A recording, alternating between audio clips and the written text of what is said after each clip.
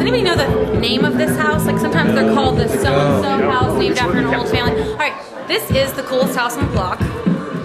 Gorgeous color green. Very appropriate place to have a party for Proposition H. We're gonna go on a little tour. Okay. I wanted to first go to the room where supposedly the Russian general was shot. Whoa.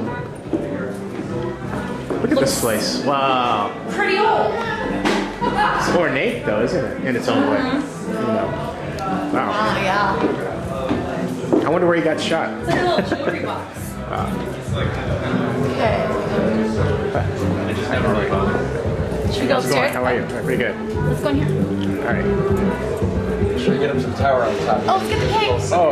Oh, okay. Back staircase, 4 Up the floors tower? up. Yeah. Hey, what's your name? I'm Jimmy, I'm the owner. I'm Zenny Abraham. Hey, tell us about this place. This is my friend Mary, by the way. She's a clean energy gal. Mary, yeah. Tell us about The this. house needs some clean energy. It was built in 1889 by William Westerfeld for a cost of $9,985. When he passed away, John Mahoney, a very prominent builder who built the St. Francis Hotel and the Greek Amphitheater over in Berkeley, he had the house from 1895 to 1928. It's erroneously known as the Old Russian Embassy because White Tsarist Russians that led the Russian Revolution took the house from 1928 until 1950s, and they had meetings and things on this floor, and they had a speakeasy during Prohibition downstairs. Down here? In the ballroom downstairs. Neat.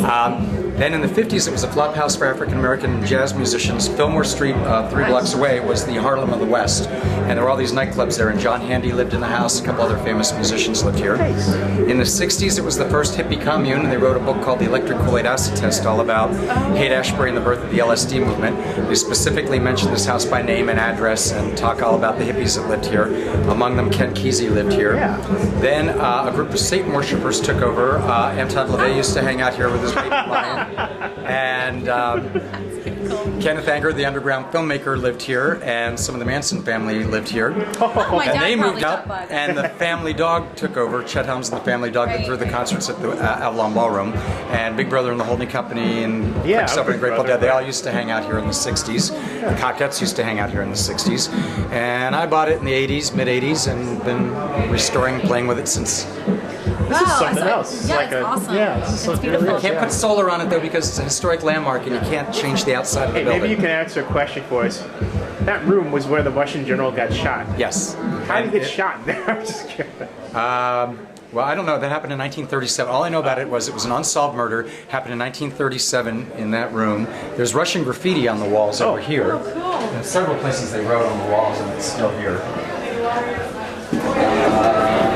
Right there's Russian. And then there's some more written on the walls upstairs. That's from like 1920s, 30s, 40s. Oh, wow. That's amazing. This is cool. So I like the way you tried to keep it restored to the original. I'm really into that. I grew up liking the Addams Family. I grew up here in the city, and they were tearing all the Victorians down. In the Western Addition, they tore down 60 square blocks of Victorians. And as a kid, I used to go in and take the moldings, the doorknobs. Collect them. As a teenager. By the time I was 18, I had so much stuff I had to buy my own house. My mom said, go buy a house. And you could buy a Victorian in the city back then for like $20,000 in the 70s. You'd have to buy the worst one in the worst neighborhood, but that's how I got me started. So I bought 3 very rundown Victorians and fixed them up and sold them to buy this one. That's how I got Are you going to get the cake at the cake party? What cake? The Proposition H cake. The cake for the cake party. Oh, cool. Hey. Cut a piece. Nice. And I worked really hard. It's your piece of the cake. It's a piece of cake. Oh, I like the little sun. Yeah, definitely. So what do you think of Prop H? I think it's a really good idea. Excellent. How about the rest of you? You think so? Yeah. We think so too. Yeah. Would you say that it's awesome? Yeah. Sure. Absolutely. Cool. Yeah. I would say it's awesome. Yeah. I would also say this is a cool place. Oh, this is a something else. house. Yeah. Lovely house. Yeah, you can't beat it. Thanks to Jimmy for donating it. Yeah. It's something else. Yeah, definitely. Really. Well, it's green, so it kind of fits with Yeah. exactly. It's also So it's too bad Yeah. PG&E's funding the other side. So. I vote for Rebecca You know, Kaplan's it's birthday interesting. party. I was doing Oh, okay, you got it. Definitely. Kaplan for That's right. Oakland. She's running for at-large council. She'd love that. Okay. Yeah. She's running in Oakland, Rebecca. yeah. That's right. That's right. She's gonna say, "Oh, that's Lashana so Tova, Rebecca. Happy New Year. Hope you had an easy fast yesterday. Yeah, she does. Yeah. She actually knows Hebrew, so she would like, yeah. Well, good. Yeah, definitely.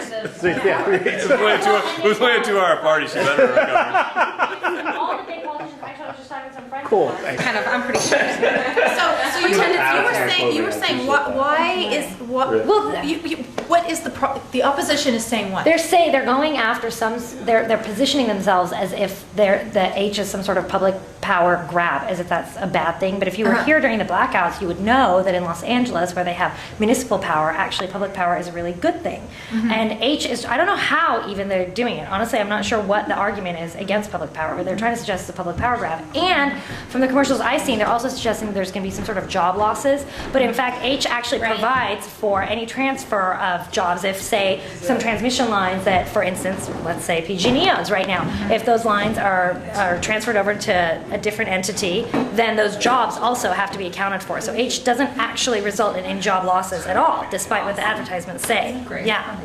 So, but I don't know everything about H. Yeah. Let's give her a hand, everybody. That was great. Yeah. Oh, I got new people. Hey, how are you? You're finally on camera. That's an inside joke. I got you.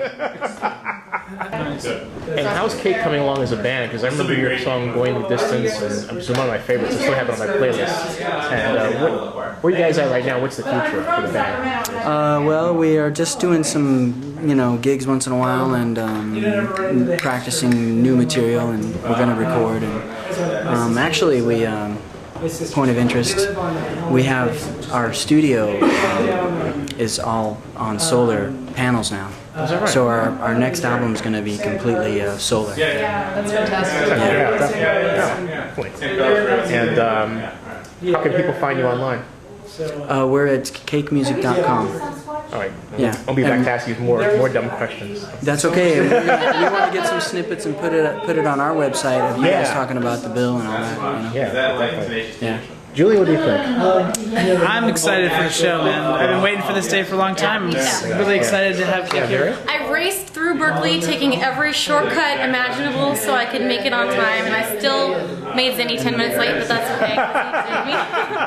Ron LeVay, famous Satan worshiper. The guy who wrote the Satanic Bible. Exactly. Thank you. Yes. That dude. He used to live in this house, in this very room. And there's a pentagram. And there's a pentagram carved under this rug here. Oh my God. This was his kind of den. This was his satanic den where he used to bring women and seduce them. This is what I've been told. Hey, and by the way, you're with Cake as well, sir.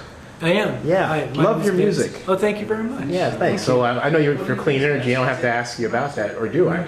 Tell us about what you think about clean energy in San Francisco.